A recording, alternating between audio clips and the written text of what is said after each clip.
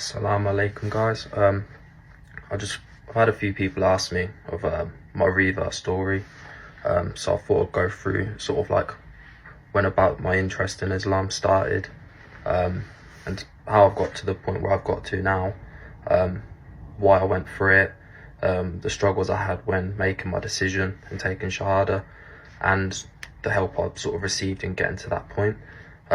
So I'll say, appreciate I'm a bit nervous, like the first time I've ever spoke on camera. So yeah, let's get into it. So it all started probably about 1.5 years ago. I was obviously living a haram lifestyle, so I was at the point I thought it was normal. I'm 22 years old. I live in the middle of the countryside. There's nothing else better to do than sort of going to the pub, obviously doing all that sort of stuff. And every time I'd drink, I'd come home and I'd get in bed and I'd feel like there's more to life than this. I'd always look at it as like I need some sort of discipline to sort of take me out of that lifestyle so I can progress with my business and overall make myself a better person. And so I'd always look at the discipline of Islam. I've got a couple mates who are Muslim, and I'd look at their lifestyle and think, oh, well, I don't know if I'll be able to do it.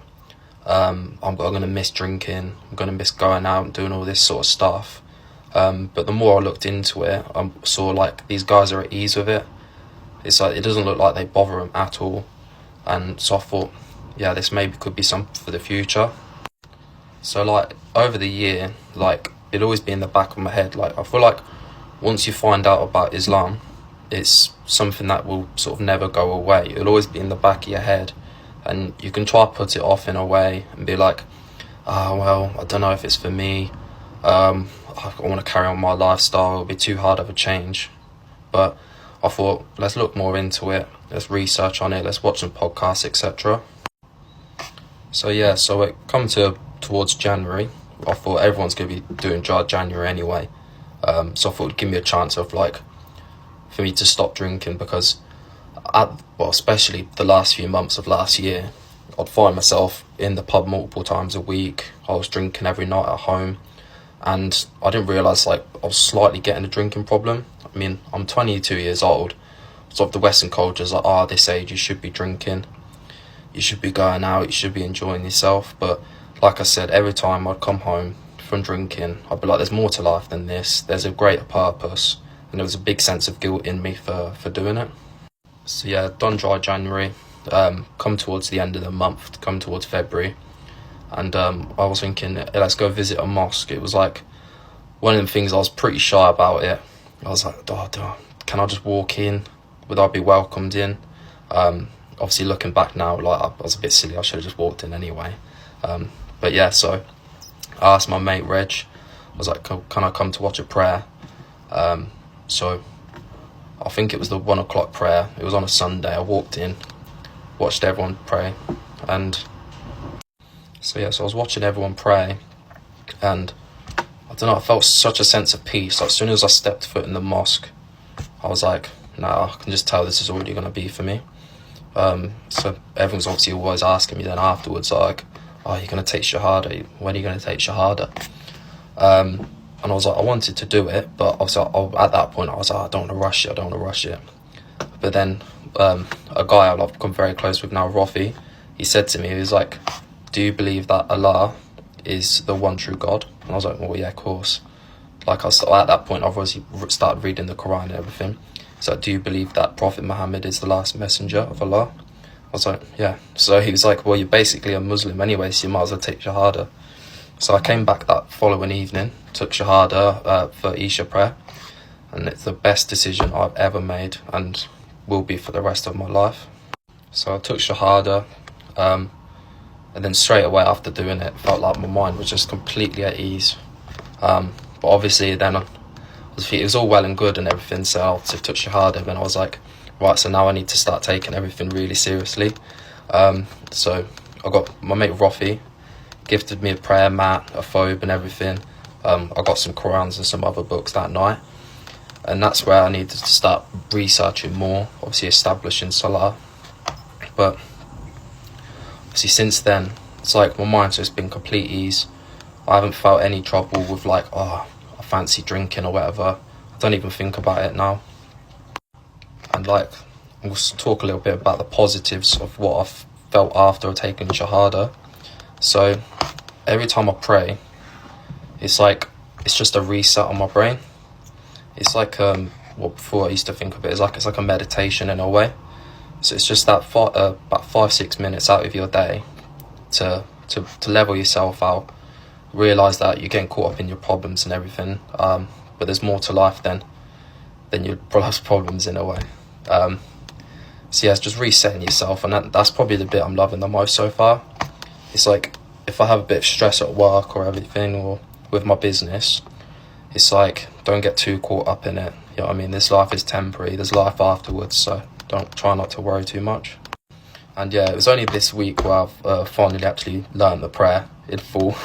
It took a few weeks, but of watching the YouTube videos, which have been really good and educational, so just praying with it on in the background, and so now it's even better. I don't have to sort of focus on what I'm trying to say during my prayer.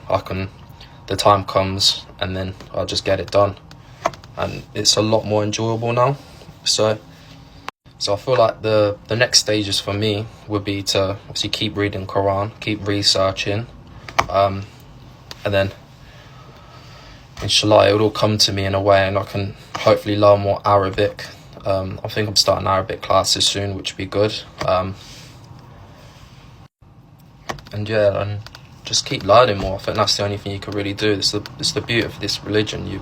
You can learn your whole life, research as much as possible, and you'll still just hit the tip of the iceberg. There's so much to learn. There's so many scholars to listen to, so many talks to listen to, and I think that's why I like it. Like, there's only so much. And also, I just want to give like a little message to all the Muslims who have welcomed me in.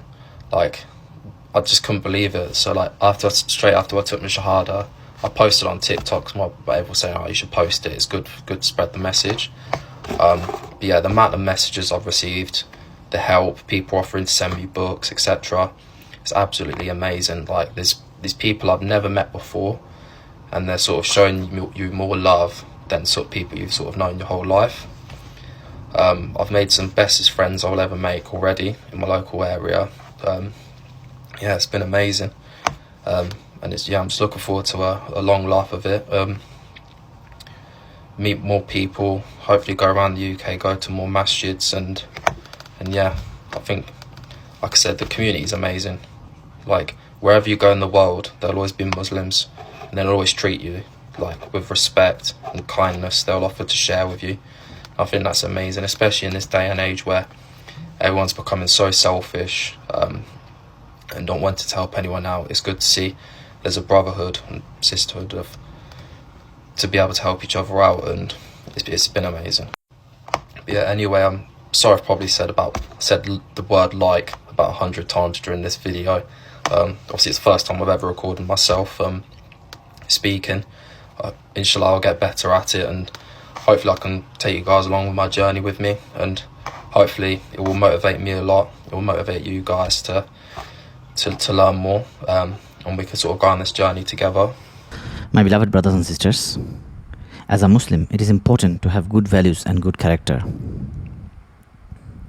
because this reflects the beauty of Islam more than words alone. Honesty, kindness, patience, and respect are qualities that should shine in the life of every believer. When people see these values in your daily actions, they will realize that Islam is not just a belief, but a complete way of life that brings goodness to the individual and to society. Living Islam accordingly means practicing what you believe in. It is not enough to speak about Islam while behaving in a way that contradicts its teachings. People pay more attention to what you do than what you say. By being truthful, fair, and compassionate in your dealings, you show others the real spirit of Islam. Your lifestyle becomes a silent da'wah that can touch hearts without needing many words. Many people are not introduced to Islam through books or lectures, but through the character of Muslims they meet. A smile, an act of generosity, or a display of patience during hardships can leave a lasting impression. When non-Muslims see that Islam shapes you into a better human being, they might begin to wonder about the source of your strength and peace. This curiosity can lead them to learn more and by Allah's will accept Islam. So always strive to live with dignity, humility and sincerity as a Muslim. Make your life a reflection of the Quran and the Sunnah of the Prophet Muhammad sallallahu alaihi wasallam. By being a role model through your behavior, you invite others to truth in the most beautiful way. Your character might become the reason someone finds their way to Islam and earns eternal happiness.